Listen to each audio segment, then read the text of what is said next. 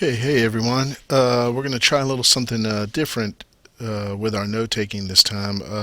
This was a presentation that I intended on giving in class, but because I've been out the last few days and will be out today, uh, we're going to do this at home. So you should treat this presentation just as you would a lecture in class. As far as you're taking notes on it, it should be in your notebook along with your reading notes and all of those things. If you have questions about anything in the presentation, feel free to pose your questions through Edmodo, and I'll get to them as soon as I can. And feel free, other students, to answer the questions of other students. And really, I think that would be the kind of the ideal situation is if we created some kind of dialogue through Edmodo about this topic. So uh, we're moving on to the progressive era. Progressive era runs roughly from 1890 to we'll say for argument's sake, just to keep nice round numbers, we'll say 1920. Really, it starts to end with U.S. entry into World War I in 1917. But to keep it round, and because these eras of American history often overlap and don't have smooth beginnings and endings, we'll say 1890 to 1920 just to make it easy. So about a 30-year period. So first, let's take a look at something you should have gained from your readings in the first section of chapter 9 in the textbook, which is what are we talking about when we talk about the progressive era, and who were the progressives. So the progressive era, for kind of a working definition that we could probably add to it, twist it, turn it, reshape it, and make it a lot more complex for the in the interest of keeping it simple, we'll use this working definition. Progressive era is a period of social activism and political reform in the United States that flourished from the 1890s to the 1920s. The progressives were people who sought to bring some kind of remedy to the political and economic injustices that they saw resulting from rapid industrialization. So, a lot of the things we've talked about up to this point, um, populism, uh, big city politics, all of those things are going to serve as the foundation for what we see happening in the progressive era and what the progressives take up as their cause. So what I want to move through now, we'll kind of keep this short today, but I want to set the kind of the groundwork for us here so that when you get into your reading of The Jungle in the Progressive Era, the reading that I've assigned to you today in class, you'll get some sense of what was it that caused these people, like Upton Sinclair, an author, like Jacob Riis, the photographer who took all of those pictures from the urban setting. What led them to act out on the problems that they saw in society. So we'll look at about, I don't know, about 6, 7 things that we will kind of trace back to as the roots of the formation of this progressive movement. So first was the problems of the industrial society. Um, all of the negative effects of rapid industrialization. We've talked about what's taken place um, in the cities with workers in this new working class, with immigrants, new immigrants to the country. Um, how these how these factories, with a lack of government regulation, turned into a situation where workers were really getting the short end of the deal. And while employment did soar, and while there were a lot more jobs available, the working conditions were not what many expected as what should be commonplace in the United States. Um, out west, we've already talked about the problems farmers were having and their disputes with the railroad industry and so forth. So all of these problems that arose as a result of rapid industrialization are really going to serve as the foundation for the rise of the progressive movement. Next is this tradition of this American tradition of reform.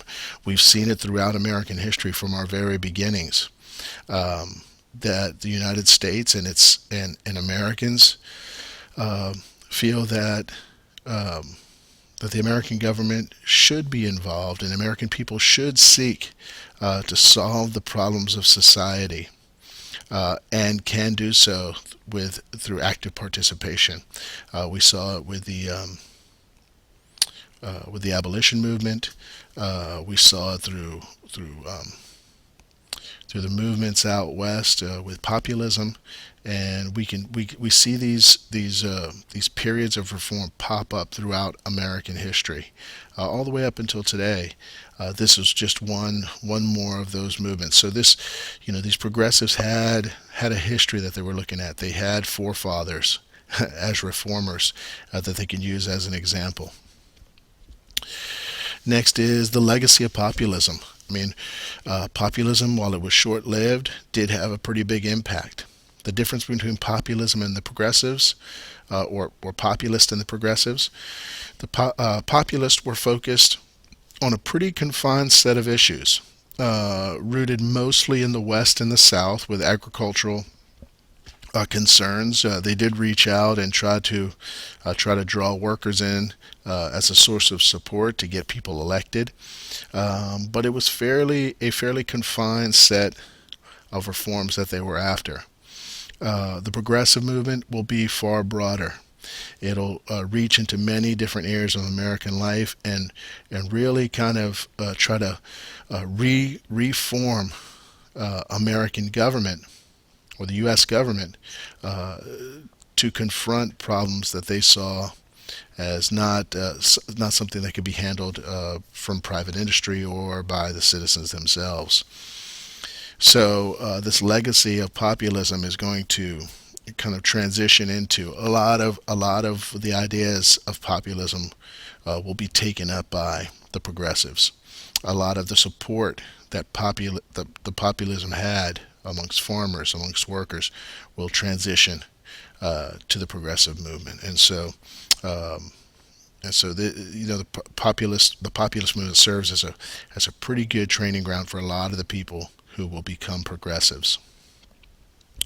Last section, we talked about the social gospel movement, um, kind of in a real basic form. Um, but here we're going to expand on it a little bit. So the social gospel movement was this movement taking place in the latter part of the 19th century that involved, many of you thought it was a religious movement, and in some cases it was, but it was really a movement for social reform. Now, some of the chief leaders in this movement were Protestant ministers who who who saw the connection between the ills of society and their mission as religious leaders. And so they took up the cause of social reform, working through the church.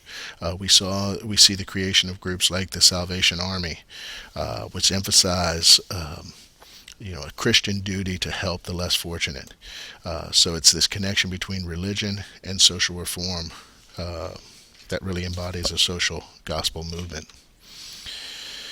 Next is something else we started to talk about last unit, which was this new journalism that we saw arise, investigative journalism. With the rise of cities, we also see the expansion of newspapers, magazines, and other forms of media, and muckrakers become a real important component of the progressive movement. People like Jacob Riis, um, uh, political cartoonists, newspaper journalists, magazine journalists, and authors.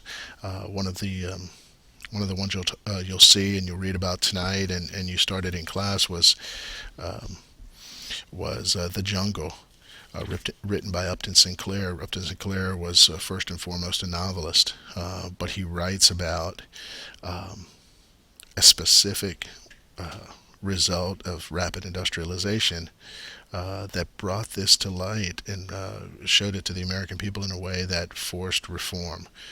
Teddy Roosevelt will get a hold of this book. He'll read it. It'll really impact the way some of the reforms that he pushes through in the meatpacking industry, and we'll see laws passed as a result of some of this journalism.